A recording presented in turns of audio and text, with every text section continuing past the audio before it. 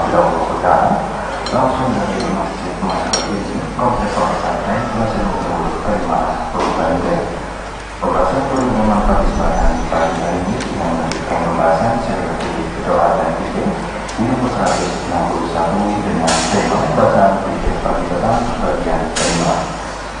Berikutnya saya mengikuti para pendengar Anda yang sedang melaksanakan yang ingin bersahaja bisa Anda kirimkan tanya Anda melalui pesan singkat telepon bersama saat di nomor 085-108-880. Berikut selanjutnya akan saya pembahasan yang akan disampaikan pada kesempatan persilakan Profesor Masyhur. Bismillahirrahmanirrahim. Assalamualaikum warahmatullahi wabarakatuh. Alhamdulillahi wa kafa wassalatu wassalamu ala rasulihil mustafa wa ala alihi wa sahbihi wa man iktafa amma ba'd. Kita panjatkan puja dan syukur kehadirat Allah subhanahu wa ta'ala pada kesempatan pagi menjelang siang yang berbahagia kali ini, tanggal 1 Safar 1441 Hijriah atau yang bertepatan dengan tanggal 30 September 2019. Kita masih kembali diberi kekuatan, kesehatan, hidayah serta taufik dari Allah Jalla wa Ala sehingga kita bisa kembali menghadiri pengajian rutin Senin pagi di Pondok Pesantren Tunas Ilmu di Desa Kedung Wuluh Purbalingga ini. Kita berharap semoga Allah Azza wa Jalla berkenan untuk melimpahkan kepada kita semuanya ilmu yang bermanfaat sehingga bisa kita amalkan sebagai bekal untuk menghadap kepada Allah Jalla wa Ala. Amin.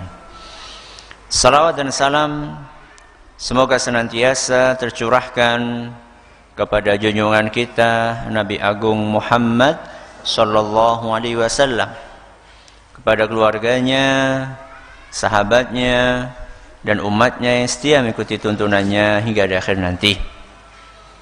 Para hadirin dan hadirat sekalian yang kami hormati, dan juga segenap pendengar serta pemirsa yang mudah-mudahan senantiasa dirahmati oleh Allah Azza wa Jalla. Alhamdulillah, pada kesempatan yang berbahagia kali ini kita bisa kembali melanjutkan pembahasan tentang fikih doa dan zikir. Hari ini memasuki serial nomor 161. Temanya masih tentang bacaan zikir pagi dan petang. Bagian yang keberapa? Yang kelima. Berarti kita sudah mengkaji berapa bacaan? 4 bacaan. Masih ingat enggak? Apa yang pertama? Ayat kursi. Berapa kali? 1 kali di pagi, 1 kali di sore. Yang kedua? Surat Al-Ikhlas. Berapa kali? 3 kali di pagi, 3 kali di sore. Yang ketiga? Surat Al-Falaq. Berapa kali? 3 kali di pagi, 3 kali di sore. Surat yang keempat An-Nas. Berapa kali? 3 kali di pagi dan 3 kali di sore. Sampun apa dereng? Sampun praktek napa dereng? Alhamdulillah. Ya. Hari ini kita akan membahas bacaan yang kelima. Bacaan yang kelima. Zikir pagi dan petang yang dianjurkan oleh Nabi SAW yang kelima adalah Sayyidul Istighfar. Napa? Sayyidul Istighfar. Sayyidul Istighfar itu, istighfar ma'ruf nggih, insyaallah Bapak Ibu sering dengar kata istighfar. Sayyid itu apa? Sayyid itu bisa diterjemahkan pemimpin, bisa diterjemahkan pemuka. Loh, apa maksudnya pemimpin istighfar? Berarti yang lainnya anggota gitu. Maksudnya adalah istighfar yang paling istimewa. Itu maksudnya. Kita pernah belajar di serial fikih doa dan zikir nomor 74 sampai 76. 74, 75, 76. Berarti sudah lama. Sekarang sudah berapa? 161. Berarti sudah beberapa tahun yang lalu. Entah kertasnya masih ada apa enggak? Jangan-jangan sungguh bungkus kacang loh. Mboten nggih. Disimpen bok niki? Disimpen apa diwaca?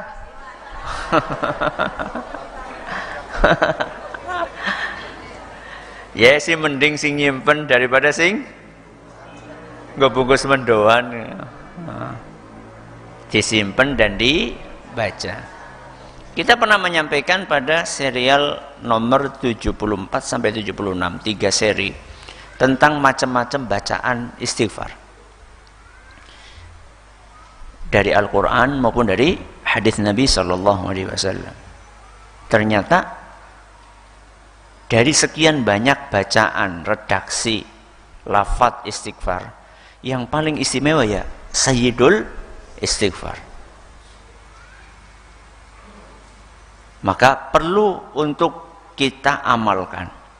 Dan nanti kita akan kaji apa sebenarnya keistimewaan yang dimiliki oleh Sayyidul Istighfar ini sampai dinobatkan menjadi istighfar yang paling istimewa. Sebelum kita kupas ke sana, bacaannya Sayyidul Istighfar itu bagaimana?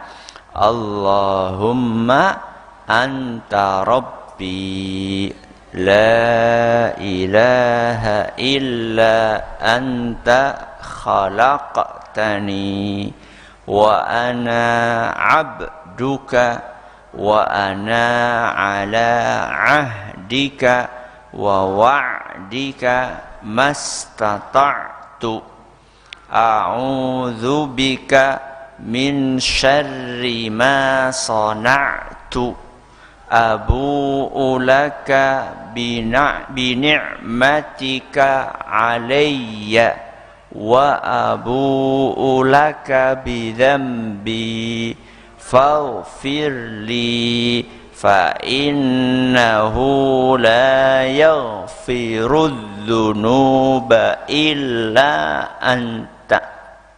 Ustaz, istighfarnya sih di mana? Istighfarnya di mana? Kita jawab banget istighfarin ngendi? Faghfirli. Napa? Faghfirli. Berarti tengah jeng apa teng wingking? Di depan apa di belakang? Di awal apa di akhir? Di akhir. Terakhir ada ucapan faghfirli. Loh, jadi malah istighfarin nang mburi, itu keistimewaannya. Itu keistimewaannya. Tidak ujuk-ujuk faghfirli, tidak. Makanya ini dijadikan, dinobatkan menjadi istighfar yang paling istimewa. Orang ujuk-ujuk tiba-tiba langsung minta ampun, enggak. Nanti kita akan jelaskan. Ini dibaca berapa kali Bapak Ibu? Pagi hari sekali, terus sore hari sekali. Ustadz, aku lu pengen bacanya enggak cuma di pagi dan sore. Boleh atau tidak? Boleh atau tidak? Boleh. Kalau panjenengan ingin membaca Sayyidul Istighfar ini 10 kali, 15 kali, 100 kali, waktunya tidak jenengan tentukan secara khusus, boleh-boleh saja. Tapi kalau panjenengan meniatkan untuk zikir pagi, maka bacaannya cukup berapa? Sekali. Atau panjenengan meniatkan untuk zikir sore, maka bacaannya juga cukup sekali. Jadi kalau kita membahas tentang zikir pagi, zikir sore, ya Sayyidul Istighfar cukup dibaca sekali di pagi, cukup sekali di sore. Tapi kalau kita membahas zikir secara umum, ya, yang biasa disirahkan dengan zikir mutlak, zikir yang tidak dibatasi dengan waktu dan tempat, maka boleh-boleh saja kita misalnya malam-malam pengen tidur atau sambil nunggu antrian di rumah sakit atau sambil naik angkot dari rumah ke sini, kemudian panjenengan baca Sayyidul Istighfar, parang nopo mboten? Parang mawon. Ndak apa-apa. Sudah hafal apa belum? Sampun apa dereng? Sampun. Sing sampun dereng lirih temen. Ya. Sekali lagi nggih. 1, 2, 3. Allahumma anta rabbi la ilaha illa anta khalaqtani wa ana abduka wa ana ala ahdika wa wa'dika mastata'tu a'udzu bika min syarri ma sana'tu abu'u laka bi ni'matika 'alayya wa abu'u laka bi dhanbi faghfirli fa innahu la yaghfiru dzunuba illa anta. Dalilnya apa Ustaz? Dalilnya hadis sahih riwayat Imam Bukhari. Jadi dalam hadis sahih riwayat Imam Bukhari, Nabi kita sallallahu alaihi wasallam bersabda, "Wa man qalaha minan nahari mukinan biha," barang siapa yang membaca Sayyidul Istighfar ini di siang, maksudnya di pagi hari, ya, famata min yaumihi qabla an yumsi, kemudian Allah takdirkan dia meninggal dunia sebelum datang waktu malam, fahuwa min ahlil jannah, maka dia akan menjadi penghuni surga. Itu keistimewaannya kalau kita baca di pagi hari. Terus apa kata Nabi selanjutnya? Wa man qalaha minal laili wa huwa muqinun biha. Dan barang siapa membacanya di sore hari dalam keadaan dia yakin dengan kandungan yang ada di dalamnya, famata qabla an yusbiha fahuwa min ahlil jannah. Kemudian dia ditakdirkan meninggal dunia sebelum datang esok pagi, maka dia menjadi penghuni surga. Pengen surga atau tidak? Pengen. Maka jangan pernah tinggalkan Sayyidul Istighfar. Tapi ada syaratnya tadi, mengucapkannya dengan penuh keyakinan. Lah masalahnya, bagaimana kita akan yakin kalau kita tidak tahu artinya? Yakin itu kan muncul dari ilmu. Yakin itu muncul dari pengetahuan kita. Setelah kita tahu, kita paham, kita amalkan, muncul keyakinan. Allah Subhanahu wa ta'ala mengaruniakan keyakinan kepada kita dengan cara belajar, memahami, mengerti, ya. Maka kita akan kupas dengan izin Allah, apa sih yang dikandung di dalam bacaan ini. Allahumma anta rabbi la ilaha illa anta khalaqtani. Sebagaimana yang tadi saya sampaikan, bahwa istighfarnya itu ada di belakang, istighfarnya ada di akhir. Terus awalnya apa? Awalnya adalah pujian kepada Allah. Jadi etika kita berdoa yang diajarkan di dalam Al-Quran ataupun di dalam hadis Nabi SAW adalah sebelum berdoa kita memuji Allah. Sering saya sampaikan dalam kesempatan di kajian-kajian yang kami sampaikan, yang kami isi, bahwa yang namanya etika, sopan santun, adab, itu bukan cuma antara kita dengan manusia, antara kita dengan orang lain. Yang juga harus kita perhatikan adalah etika kita dengan siapa? Allah. Kita mau minta bantuan sama orang, sesama manusia saja, kita akan orang ujuk-ujuk gitu kan. Sering saya kasih ilustrasi apa, kalau jenengan mau ngutang, apalagi jumlahnya banyak, apa ujuk-ujuk tok tok tok, assalamualaikum, waalaikumsalam, kenapa? Ngutang. Apa seperti itu? Seperti itu tidak? Tidak. Kecuali karena ngutang apa? Ngutang uyah. Ya. Ibu-ibu biasanya kalau kehabisan uyah ngutang apa njaluk, Bu? Masya Allah. Tapi kalau misalnya kita mau ngutang nih, kita mau ngutang duitnya besar. Misalnya kita mau ngutang duit 10 juta. 10 juta besar apa kecil? Besar. Apa ya kira-kira kayak Arab jaluk uyah? Kan enggak. Kita kan akan muji dulu, jenengan Masya Allah Bu, gimana kabar Bu? Alhamdulillah, jangan tambah ayu baik Bu. Ada udang di balik baju. Ya. Oh, sing temenan loh, nyong tambah iya jangan temenan Bu, mencorong banget Bu. Setelah berbasa-basi suwe nembe tujuan utamanya jane. Sebenarnya saya punya maksud khusus. Baru seperti itu kan. Sekarang saya tanya, kita itu ampunan Allah dengan duit 10 juta itu mahal mana toh? Duit 10 juta dengan ampunan Allah mahal mana?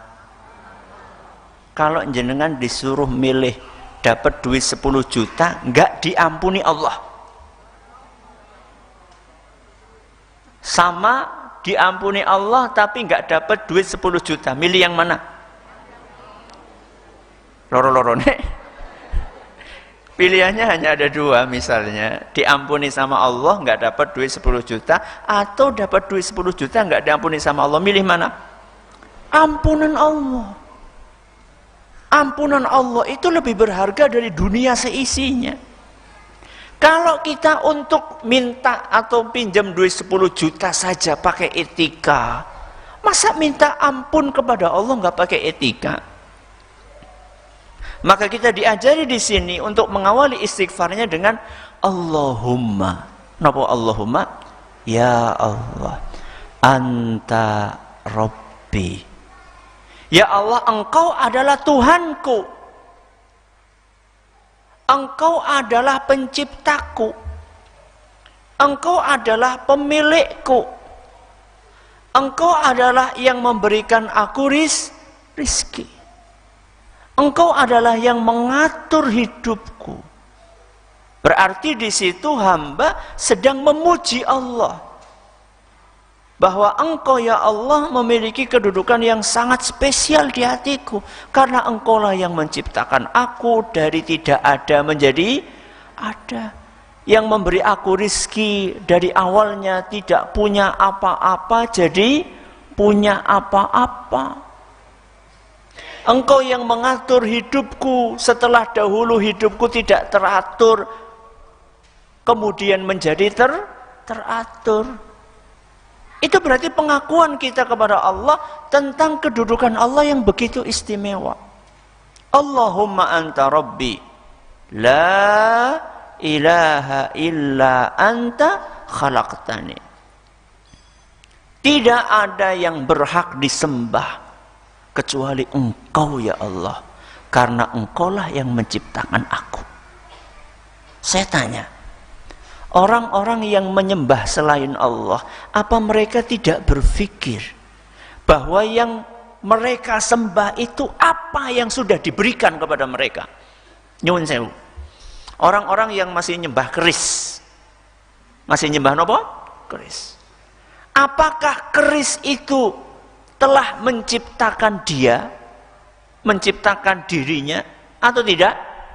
Tidak. Loh, benda mati kok. Bagaimana mungkin benda mati menciptakan makhluk hidup? Terus apa jasa keris itu kepada kita, kok kita sembah? Orang yang masih percaya kepada dukun, kepada jimat, kepada apalagi nggih Bu nggih? Napa? Setan. Ya. Maksudnya nyembah setan. Setan itu apa jasanya kepada kita? Jin itu jasanya kepada kita apa? Yang menyembah binatang, binatang itu jasanya kepada kita apa? Lah sekarang kita katakan la ilaha illa anta. Tidak ada yang berhak disembah kecuali engkau. Sinten? Allah. Kenapa? Khalaqtani. Karena Allah lah yang telah menciptakan kita. Maka di sini kita mengawali istighfar tersebut dengan pengakuan tentang ketuhanan Allah, dengan pengakuan bahwa Allah lah satu-satunya yang berhak untuk disembah. Terus wa ana abduka, dan aku adalah apa? Abduka? Abduka apa? Hambamu. Hamba itu bahasa lainnya apa? Bahasa lainnya hamba apa? Bismillah.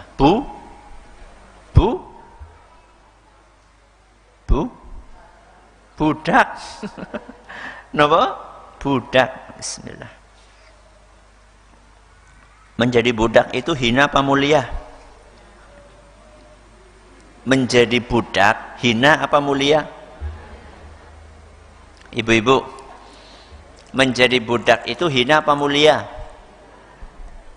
Bapak-bapak, menjadi budak hina apa mulia? Hina.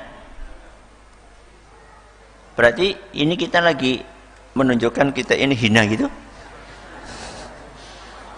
Hina atau mulia? Terjadi perbedaan pendapat di antara jamaah pengajian. Menjadi budak itu tergantung, bisa hina bisa mulia. Tergantung nopo? Tergantung menjadi budaknya siapa.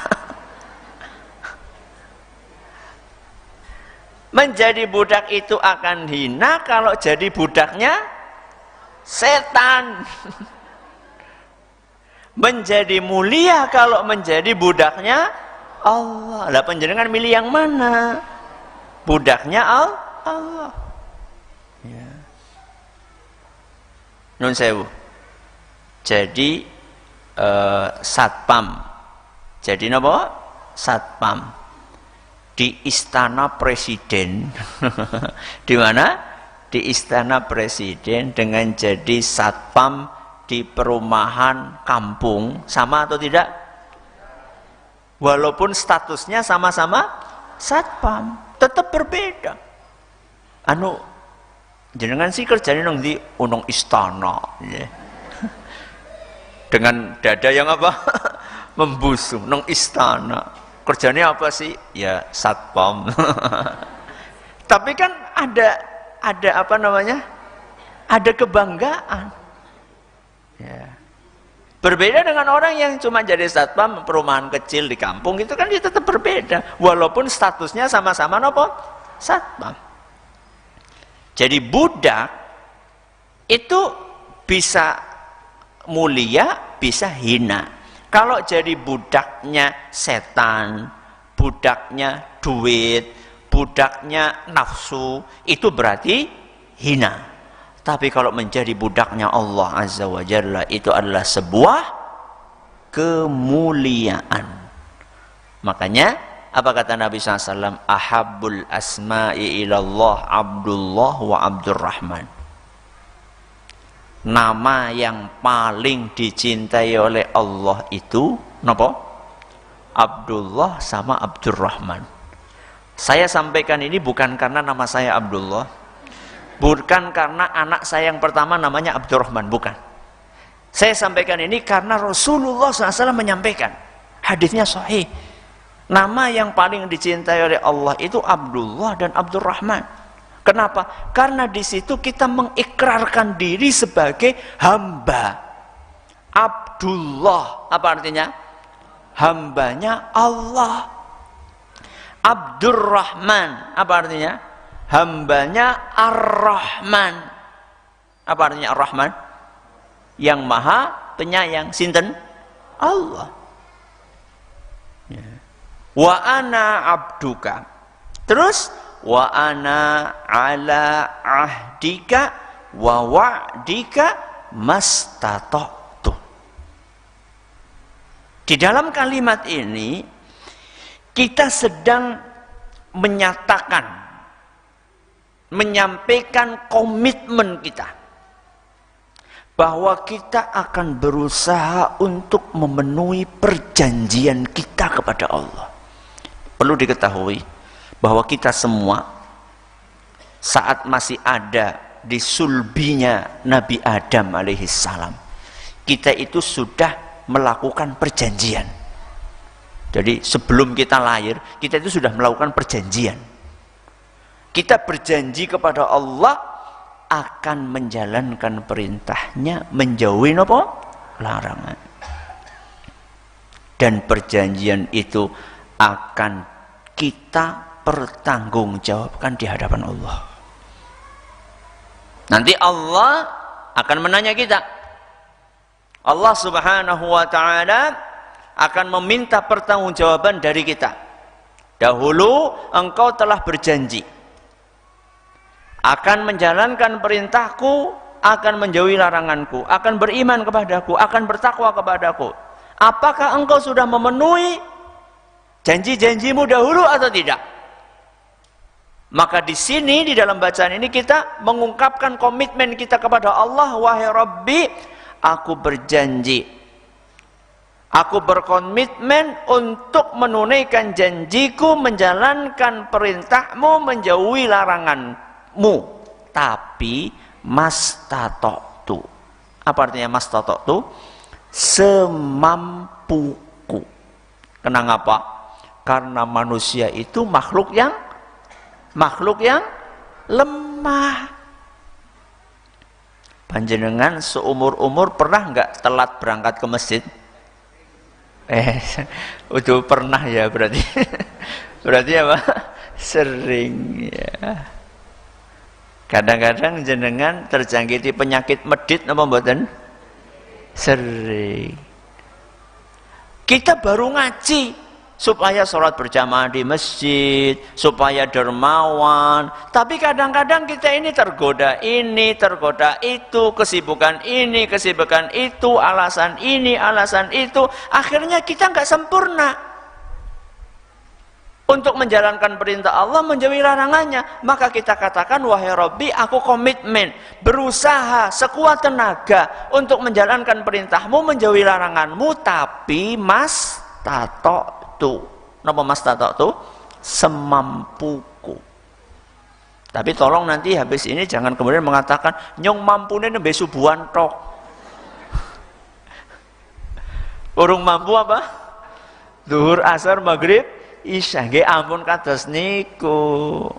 Allah itu tahu kita mampu atau tidak mampu. Ya. Masalahnya ada orang yang mampu tapi tidak mau. Ya. Mastata'tu. Kenapa kita kemudian mau untuk berkomitmen seperti itu? Karena kita yakin, seyakin-yakinnya bahwa Allah akan memenuhi janjinya kepada kita. Wa wa'dika. Allah itu punya janji. Apa janjinya? Janjinya akan memasukkan hamba-hambanya yang taat ke surga. Saya tanya, Allah mungkin gak ingkar janji? Mungkin atau tidak? Tidak mungkin.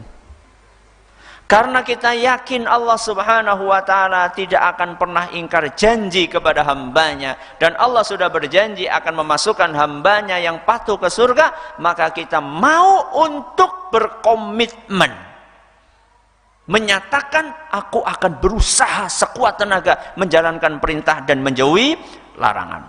Sudah. Ini sampai mastata'tu. Habis itu apa kelanjutnya?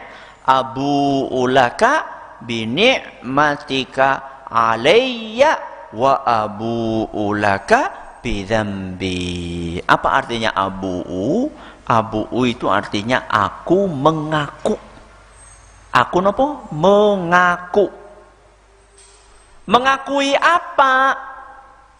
Yang kita akui satu, binikmatika alayya. Aku mengakui betapa banyaknya nikmat yang engkau berikan kepadaku. Ini yang pertama, pengakuan kita. Yang kedua, pengakuan kita apa? Wa abu'u laka bidzambi, dan aku juga mengakui betapa banyaknya dosaku kepadamu. Dari situ kan kita bisa menyadari, Bapak Ibu yang kami hormati, betapa kita ini sebenarnya orang-orang yang kurang syukur. Coba sekarang, setiap saat Allah kasih kita nikmat. Allah kasih kita nikmat setiap jam atau setiap menit atau setiap detik.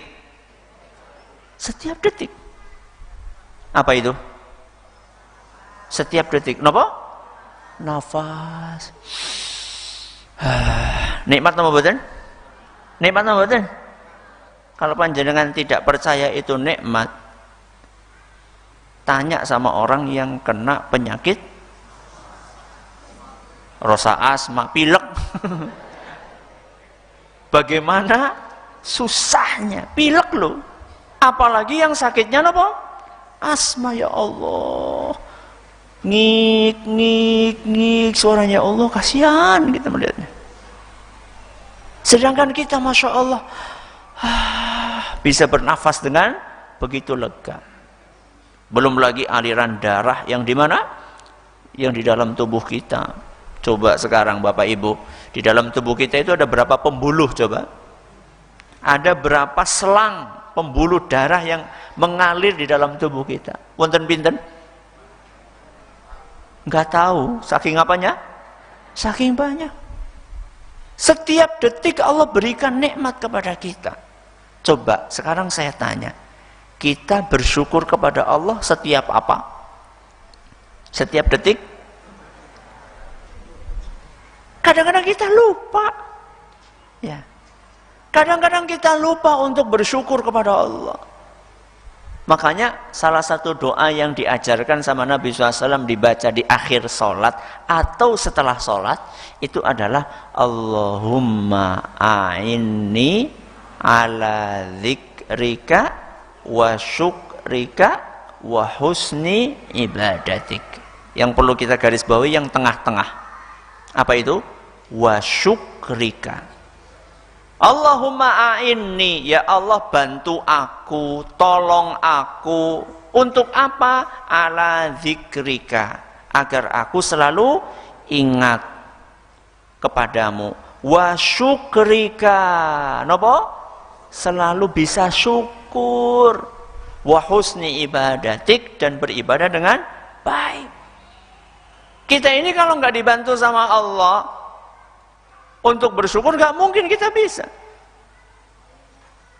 Makanya kita minta bantuan kepada Allah. Kita merasa nikmat yang Allah berikan kepada kita terlampau banyak, sedangkan dosa kita kepada Allah juga terlampau banyak.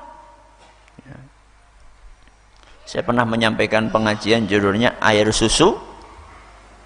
Air susu dibalas air tuba. Itu adalah perumpamaan untuk menggambarkan orang yang membalas apa? Kebaikan dengan kejahatan. Kira-kira kita kalau dijuluki dengan julukan itu, kira-kira pas nama badan?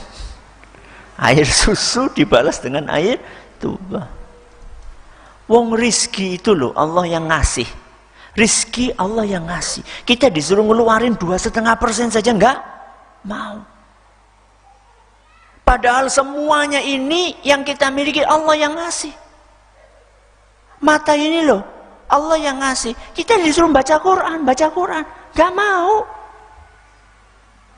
Telinga ini loh yang ngasih Allah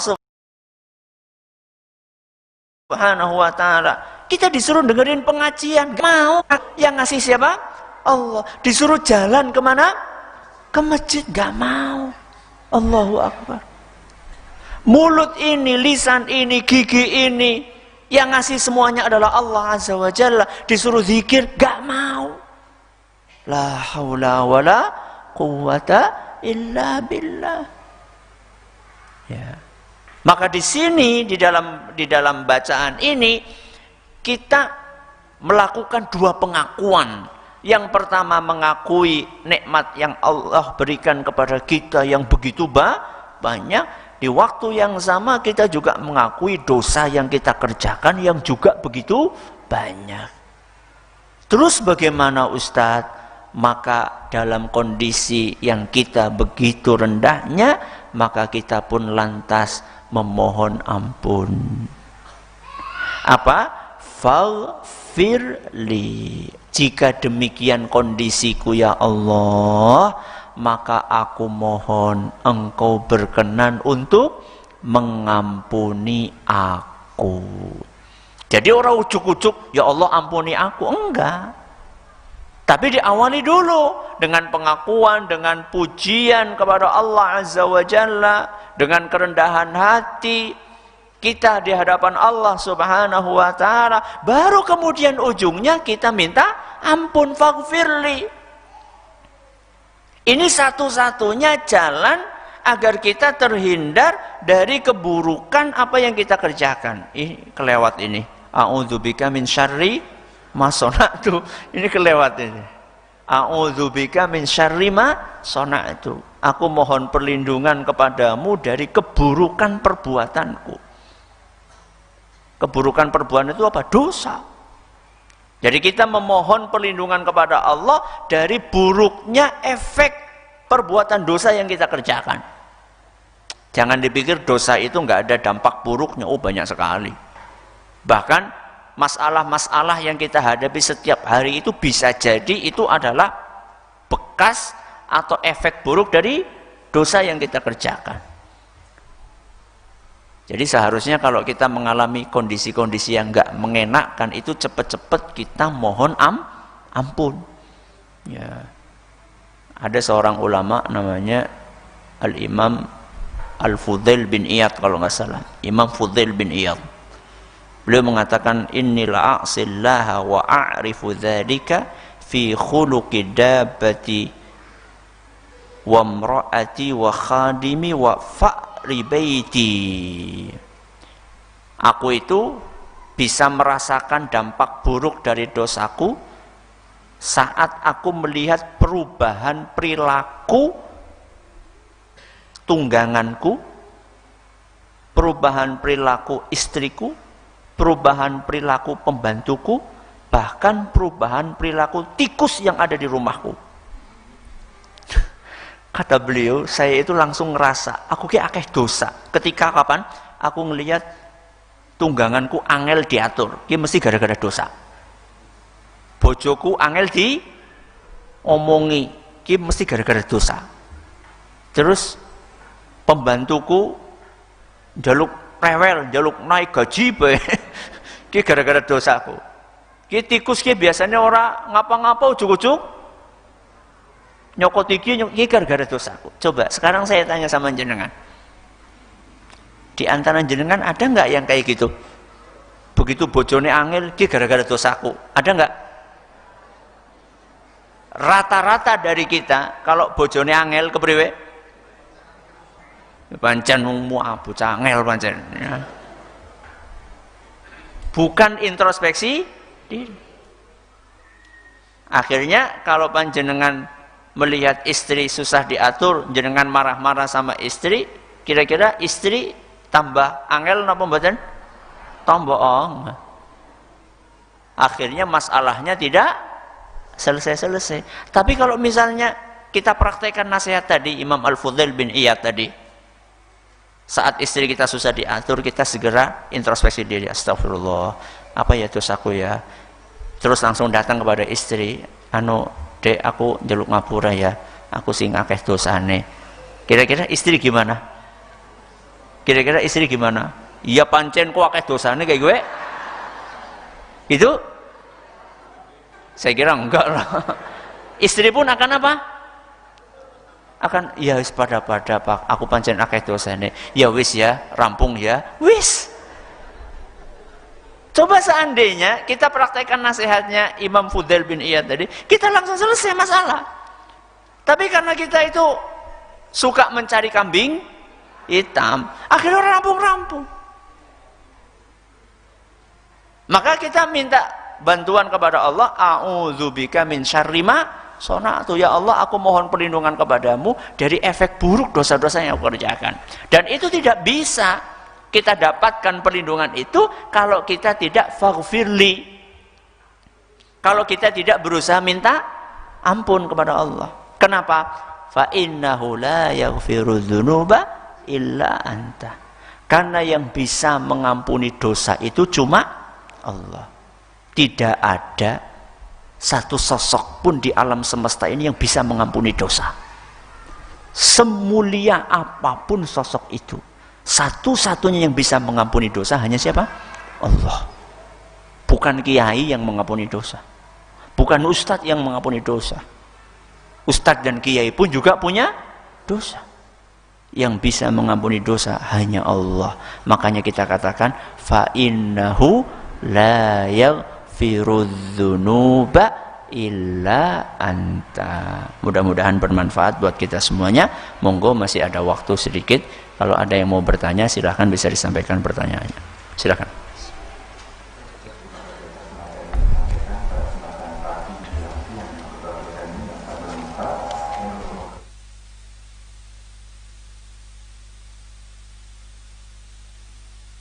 Waalaikumsalam warahmatullahi wabarakatuh.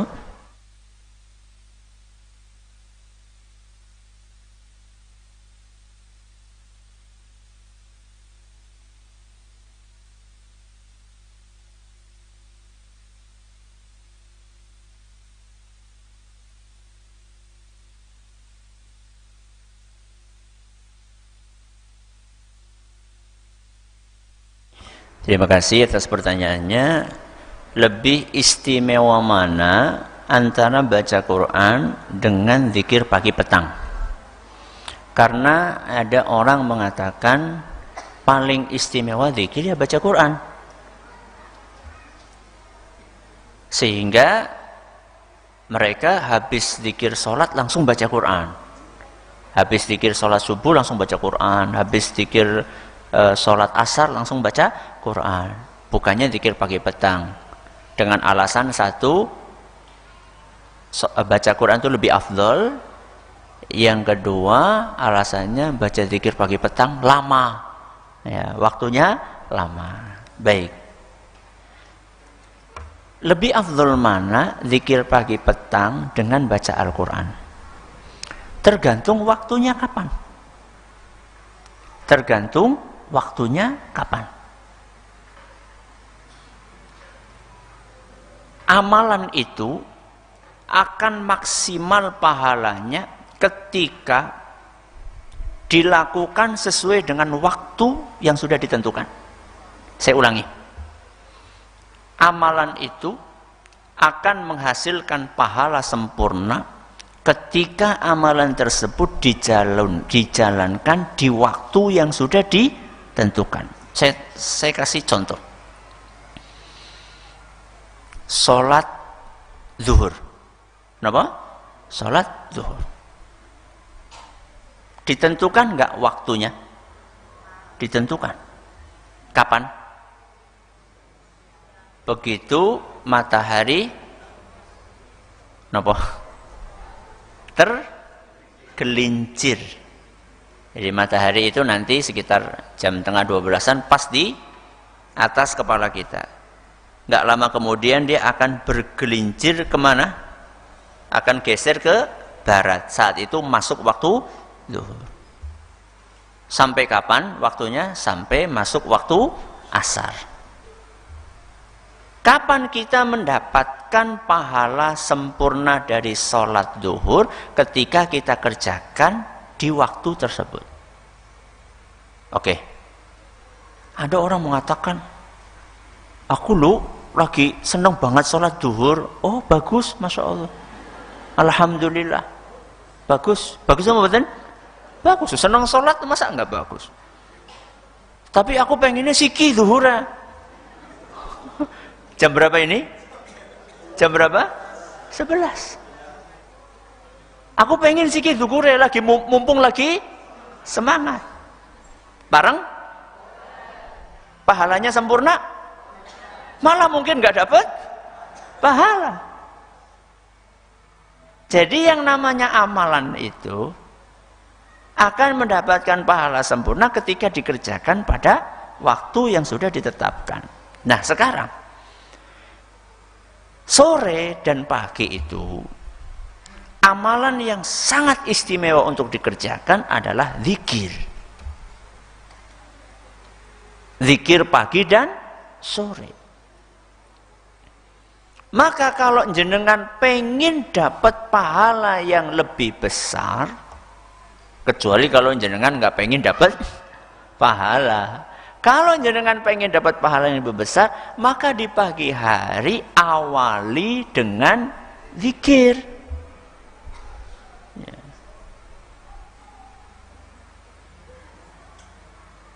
Berarti nggak boleh baca Quran? Boleh. Kalau bisa baca Qur'annya habis zikir.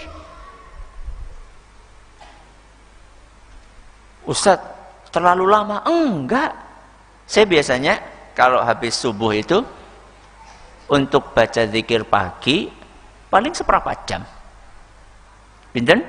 Berapa jam? Habis sholat subuh nggak langsung pulang, duduk dulu baca zikir semuanya. Buku yang pernah saya bagikan, ya zikir pagi petang, dibaca satu-satu paling seperempat jam. Seperempat jam habis itu masih ada waktu untuk baca Quran? Masih. Ya, paling baca Quran ya, misal ya, kalau sekarang itu selesai subuh sekitar jam 5, misal ya, selesai subuh jam 5. Jam 5 sampai jam 5 seperempat untuk nopo? Zikir. Terus baca Quran sampai jam 6 atau sampai jam 6 kurang seperempat, bisa setengah jam, bisa 45 menit, selesai. Jam 6 tinggal siap-siap, mau ngajar, mau sarapan, mau apa ya. Sore juga sama, misal kalau sore sekarang itu selesai sholat asar sekitar jam 3:04 ya. Setelah itu kemudian zikir pagi, zikir sore sampai jam 3:30, seperempat jam. Setelah itu baca Quran sampai nopo? Sampai jam 4. Jam 4 arep voli, arep apa maning? Arep pingpong, mau aktivitas silakan. Ya. Jadi tidak ada kontradiksi antara zikir dengan baca Quran. Mudah-mudahan bisa dipraktekkan. Pas jam 11, tapi aja zuhuran ya. Urung mlebu waktu. Ya. Ini yang dapat kami sampaikan. Terima kasih atas perhatiannya, mohon atas segala kurangnya. Kita tutup dengan membaca Subhanakallahumma wa bihamdika asyhadu an la ilaha illa anta astaghfiruka wa atubu ilaik. Assalamualaikum warahmatullahi wabarakatuh.